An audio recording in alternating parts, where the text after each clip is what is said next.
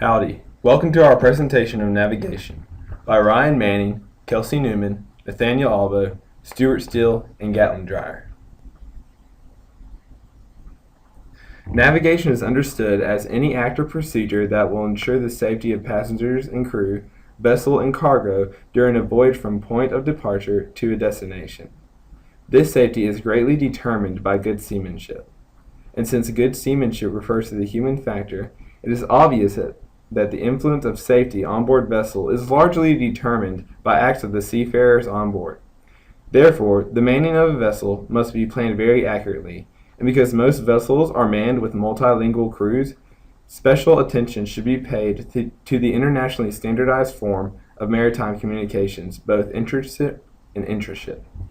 The International Regulations for Preventing Collisions at Sea, or COLREGS, was published by the International Maritime Organization and is a series of 72 rules and regulations that, if followed correctly, will ensure the safety of vessels while at sea. All vessels have one thing in common. They must be manned by qualified crews. On board vessels, there are two main departments, the deck department and the engine room department. The head of the deck department is the first mate, or the chief officer. The chief engineer is the head of the engine room department. Officers are assisted by ordinary seamen and able-bodied seamen, or OS and ABS. An able seaman is an experienced seafarer. He or she will often act as a man at the wheel or a lookout. The boatswain or the bosun is the head of the ratings. The main responsibility of any and all deck officers on a ship is navigation. However, each mate has other duties according to rank. The first mate is responsible for drafting the ship's stowage plans, supervision of loading, discharging of cargo, and general ship maintenance. The second mate is responsible for all of the ship's navigational equipment.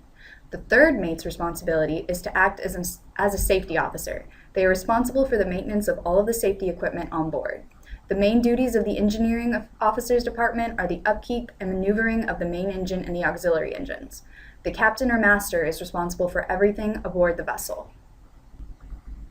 Some forms of navigation are dead reckoning, determining one's position by deduction, finding one's position by taking into consideration a number of standard data, last known position and time, course and speed, and sea and weather conditions.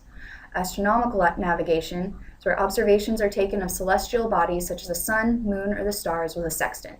The angles between the celestial bodies and the horizon are then measured. Satellite navigation is where global positioning systems use a signal transmitted from satellites. Other more modern forms of navigation include employment of radio and radar equipment. The vessel's position can be determined in a number of ways. Pilotage, cross-bearing, a cocked hat, a running fix, dead reckoning, astronomical navigation, or satellite, latitude, longitude reference, or as a bearing and distance from a fixed point. A running fix is made when there is only one conspicuous object available. It is done by taking two bearings of the same conspicuous object at different intervals. Pilotage is when sailing along the coast, compass bearings of conspicuous objects are taken at regular intervals. General steering and sailing rules. COLREG Rule Number 5.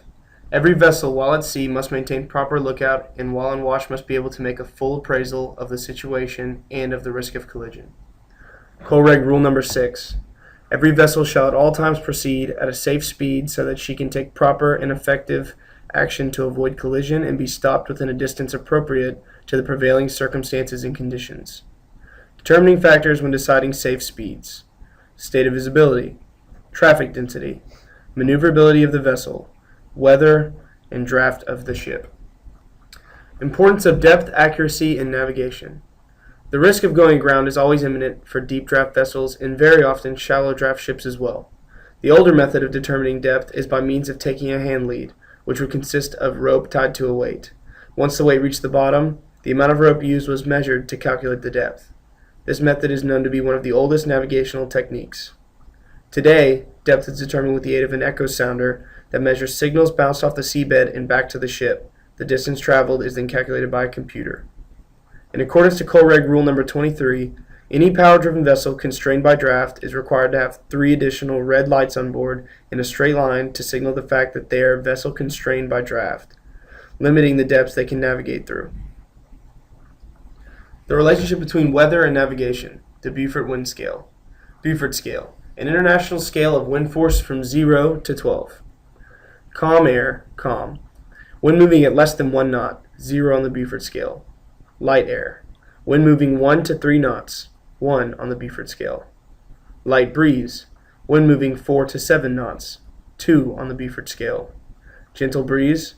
Wind moving 8 to 12 knots, 3 on the Beaufort scale. Moderate breeze. Wind moving 13 to 18 knots, 4 on the Beaufort scale. Fresh breeze. Wind moving 19 to 24 knots, 5 on the Beaufort scale. Strong breeze. Wind moving 25 to 31 knots, 6 on the Beaufort scale. Moderate gale. Wind moving 32 to 38 knots, 7 on the Beaufort scale. Fresh gale. Wind moving 39 to 46 knots, 8 on the Beaufort scale. Strong gale. Wind moving 47 to 54 knots, 9 on the Beaufort scale. And a whole gale. Wind moving 55 to 63 knots, a 10 on the Beaufort scale. A storm is considered a violent weather condition with winds 64 to 72 knots and 11 on the Beaufort scale, with precipitation, thunder, and lightning. Conduct of vessels in restricted visibility. Colreg Rule 19. Restricted visibility means any condition in which visibility is restricted, such as fog, mist, snow, heavy rain, sandstorms, or any similar visibility restricting environment. Navigational techniques timeline. 11th century. Compass. A small thin magnet is affixed to a nearly frictionless pivot point. This system worked because of the Earth's magnetic field. 15th century. Mariner's astrolabe. Helped sailors find their latitude while traveling out of sight of land. 18th century. Marine chronometer. Helped sailors find their longitude within 30 nautical miles of the coast. 1930s. Radio direction finding. Navigators began to experiment with radio waves as an alternative to celestial navigation. 1940s. Radar. An antenna is used to send out a radio wave pulse, which will continue outward until it bounces off the closest object. At that time, the signal will return to the antenna and a computer will calculate how far away the object is. Modern day. Global Positioning System. Built by the Department of Defense, it was intended to be a global, all-weather, continuously available, highly accurate positioning and navigational system that could be used for any and all military needs. Okay, Mr. Burley. Mr. Burley. What are you? You're in the United States Coast Guard, correct? Yes, I am. I'm a seaman in the United States Coast Guard. I've been on my boat roughly over a year. Okay. And where are you stationed? I'm stationed, my first station was still Hawaii. It's on the Big Island, if everybody knows where that's at. It's more of an isolated unit. There's not a whole lot of resources out there, so it's pretty much me, my crew, and then it was a 110-foot cutter, if you want to call it. Okay. And what kind of stuff did y'all do? Anything special? Yeah, there's some, the standard 110-foot cutter does a wide range of stuff, all kinds of like moorings, inspection of fishing vessels, any commercial vessels that come through the area, able to, shooting down, whatever you want to call it. All kinds of security ops. We currently last Christmas we had the president come out and we did some kind of what's called POTUS operations. And we handle it that way, all kinds of patterns, just watching out for the big man, Wow. like that. Sounds interesting. Yeah, there's been a couple of good cases, not a whole lot. It's kind of quiet over there, but it just kind of, it kind of depends on where you're at and how much action you're really going to get. So. Right. Okay. In regards to navigation, what sort of navigation equipment do y'all use on the boat? Our main thing is called ICS. It's on a lot of, I'm sure a lot of you guys heard about it. It's a basic app, like our main little M2 screens for it. Basically, it's our position from the air, puts it in an electronic map pretty much, and we just look at it and go from there. And then what my job is a quartermaster of the watch. Basically, I look at that and I put it on paper and I make sure it concurs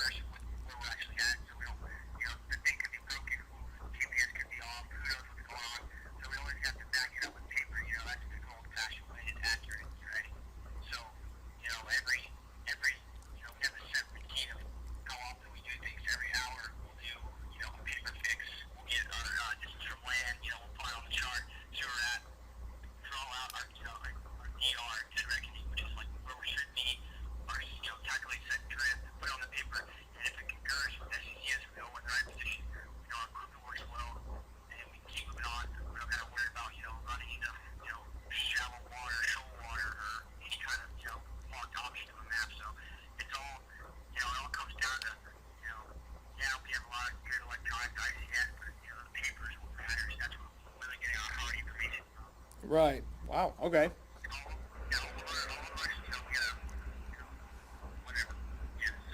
And what was your experience in nighttime navigation, like navigation in the dark? Did you have any difficulty with that, or? It was